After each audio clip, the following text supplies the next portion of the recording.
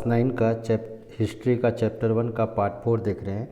Part 3 में हम लोग ने चर्चा क्या कि देखा कि मतलब जो वहाँ पर है रेवोल्यूशन होता है, रेवोल्यूशन होने के बाद जाके वो लोग टेनिस हॉल जो है ग्राउंड में वहाँ पर शपथ लेते हैं और नेशनल असेंबली का वो लोग गठन करते हैं।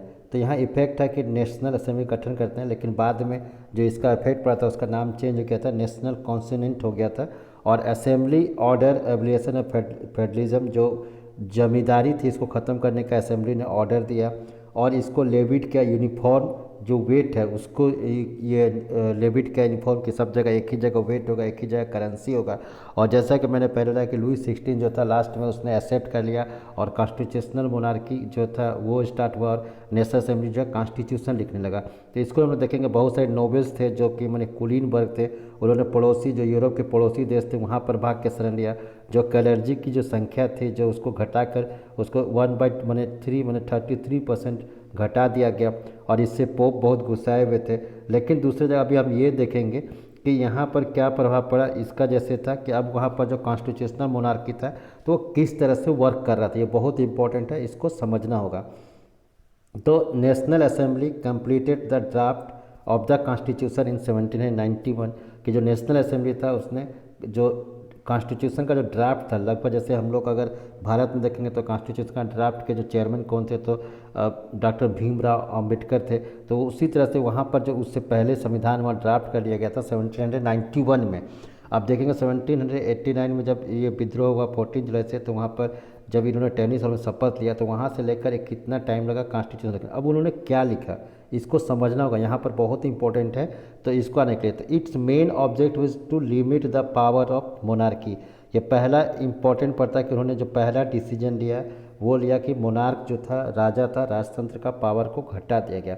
These power instead of being concerted in the hands of one person कि जो एक आदमी के पास पावर रहता था वे आर नॉट सेपरेटेड, उसको अलग अलग कर दिया गया।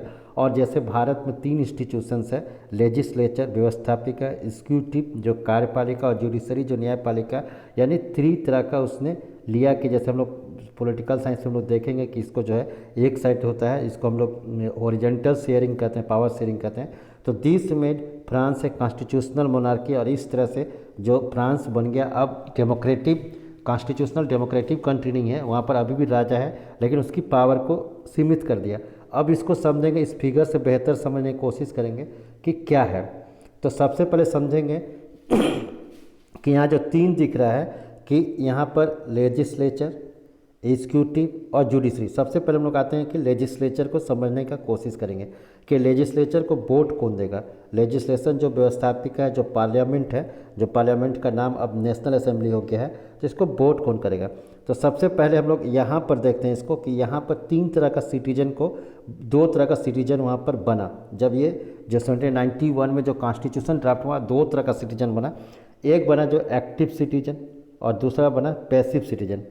एक्टिव सिटीजन कौन लोग थे, तो ऐसे व्यक्ति थे जो माने कि मेन थे, समझना होगा कि जो वोट देने का जिनको अधिकार था। अब वोट क्या देना है, और वो इनकी संख्या जो थी 4 मिलियन पॉपुलेशन ऑफ 28, जो 28 मिलियन पॉपुलेशन था फ्रांस का, तो उसमें से सिर्फ 4 मिलियन जो थे एक्टिव सिटीजन थे। तो कम से कम 3 डेज का, ये समझना होगा 3 डेज का वो जो इनकम है, उनका जो सैलरी है उसको टैक्स के रूप में अगर जमा करते हैं, वो मैन हैं, आदमी हैं और वो 25 साल से ऊपर हैं, 25 साल से ऊपर हैं, एभव है, तो वो मतलब कि वोट देने का अधिकार होगा। यानी समझने की कोशिश करिए कौन एक्टिव सिटीजन से पहला है कि जिन्होंने टैक्सेस जमा किया है कि 3 डे सैलरी का कम से कम, और वो मैन होना चाहिए और वो 25 साल से ऊपर होना चाहिए, तो वो एक्टिव सिटीजन होगी। उनकी संख्या कितनी थी कि जो 28 मिलियन है उसमें से सिर्फ 4 मिलियन जो जनसंख्या थी एक्टिव सिटीजन की, तो इनको एक्टिव सिटीजन को वोट देने का अधिकार था। पैसिव सिटीजन का क्या था कि उनको वोट देने का अधिकार नहीं था। बाकी जो भी बच गए 3 मिलियन जो man, women, children and youth below the 25 below से एज से बिलो थे, तो इस तरह से जो 3 बिलियन आदमी हो गए, औरत हो गए, बच्चे हो गए, वो लोग पैसिव सिटीजन थे, लोग वोट नहीं देते। अभी समझना होगा कि एक्टिव सिटीजन क्या, डायरेक्ट जैसे हम लोग अपने कंट्री में एमएलए को या एमपी को वोट करते हैं, वो चुनाव कर जाता है, तो क्या ये डायरेक्ट उनको चुनते? नहीं, ये अपने अपने जगह पर जो है 50,000 पीपुल को चुनते थे कि जो वोट देगा।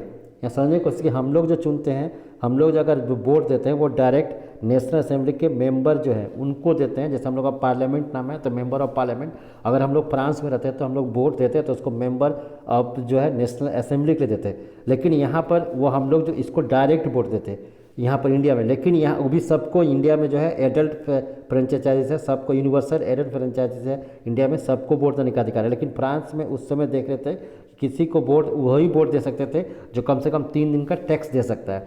तो यहाँ पर ये है, तो ये डायरेक्ट उनको नहीं चुनते थे, वो चुनते थे कि 50,000 मैन को जो कि वोट देंगे।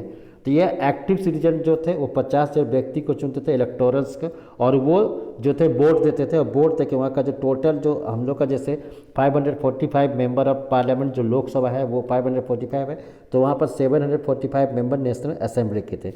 अब नेशनल असेंबली का काम क्या होगा, जो सरकार बनेगा तो वो किंग का पावर का जो था कंट्रोल करता था, और उसमें से कुछ जो 746 से मिनिस्टर बनते थे, प्राइम मिनिस्टर हो या अदर मिनिस्टर, उसका भी ध्यान देते थे। लेकिन किंग को एक बहुत बड़ा पावर था कि कोई भी कानून अगर बनता है तो उसको रोक सकता है, वीटो पावर दे सकता था। तो एग्जीक्यूटिव में कौन कौन थे, तो किंग थे और मिनिस्टर्स थे। यानी जैसे अभी ब्रिटेन में अगर देखेंगे तो महारानी भी है और प्राइम मिनिस्टर भी हैं, तो ठीक उसी तरह फ्रांस में भी देखेंगे कि अभी फ्रांस में देखेंगे कि प्रेसिडेंट है और प्राइम मिनिस्टर है। तो उसी तरह से जब ये प्रेसिडेंट है किंग होता था, और वहाँ पर प्राइम मिनिस्टर जो थे उसके मिनिस्टर थे, और जो जज था वो भी बने कि जज के लिए भी वोटिंग से चुना जाता था। तो ये जो स्ट्रक्चर्स अगर इसको ध्यान से देखेंगे तो उस तरह से था। इसी की चर्चा की गई यहाँ पर कि figure 7 explain how the new political system work. अब इसको जो है ध्यान से लिखा गया होगा। अब यहाँ देखिए, यहाँ लिखा हुआ कि political system under the constitution of 1791, कि उसमें कॉन्स्टिट्यूशन में क्या क्या था। तो constitution of the 1791 vested the power to make law in the national assembly, कि कैसे नेशनल असेंबली में कानून बने, which was include in directly elected. यानी यहाँ देख रहे हैं कि नेशनल असेंबली का चुनाव डायरेक्ट नहीं होता था, इनडायरेक्टली होता था। हम लोग उसको वोटर्स को चुनते थे फ्रांस में, और वो लोग उसको वोट देते थे। तो डैट इज सिटीजन, अब कौन वोटेड देते थे, voted for group of electors, कि ग्रुप ऑफ जो इलेक्टोरस थे उसको चुनते थे, हु इन टर्न चुन the assembly. Not all citizen, सबको वोट देने का अधिकार नहीं था। Had the right to vote, only man, यहाँ समझना होगा, इसको इंपॉर्टेंस है, इसको समझना होगा इस लाइन को, कि ओनली मैन जो कि 50 साल से ऊपर हो, और who paid taxes equal at least 3 days of labour wages, कि जो लेबर वेजेस है उसके जो 3 दिन का वो दाम देता होगा। We are given the status of the active citizen, उसको एक्टिव सिटीजन मान लिया जाता है। That is they were entitled to vote, vote देने का अधिकार था। The remaining man and all women were classed as a passive citizen. तो इसकी चर्चा हम लोग कर चुके हैं। तो वोट देने का उसके पावर नहीं था। इसी जगह से हम लोग देख रहे हैं कि ये डिक्लेरेशन है, कि वहाँ पर डिक्लेरेशन क्या डिक्लेरेशन था, declaration of the right of man and citizens. तो चलिए यहाँ पर देखते हैं हम लोग की डिक्लेरेशन क्या क्या था।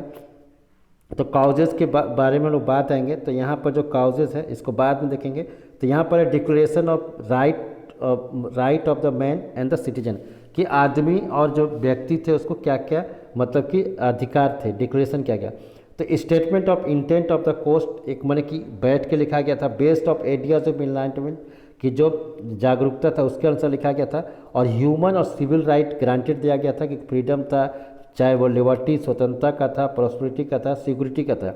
The concept of liberty equality fertility introduce, अगर ये करेंगे तो उसको इंट्रोड्यूस किया गया। बट यहाँ पर एक जो डिक्लेरेशन था, औरत को उतना इंपॉर्टेंस नहीं दिया गया था, और गुलाम को नहीं दिया गया था, और उसको सिटीजन नहीं माना गया था। तो ये समझना होगा इसको। अगर हम लोग फिर यहाँ पर आते हैं इस वीडियो में, इसमें देखते हैं एनसीईआरटी में, तो the constitution begin with the declaration of right of the man and citizen, right such as right to life, की जिंदगी का, freedom to speech, freedom to option opinion, equality before law, were stabilize as natural and in ये जो natural right माना गया और इनएलिएनेबल right माना गया। तो इसीलिए इसको हम लोग कहते हैं। अब यहाँ पर डिटेल लिखा हुआ है कि declaration of right and man's, तो यहाँ पर इसको आप देखेंगे, और इसका हम लोग मिलते हैं नेक्स्ट वीडियो में। Thank you.